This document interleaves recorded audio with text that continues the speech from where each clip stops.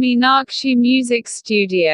नव नव audio video सबसे पहले देखबाक लेल हमर चैनल के लाल बटन दबा के सब्सक्राइब करू और घंटी के निशान पर दबा के ऑल नोटिफिकेशन के जरूर दबाऊ।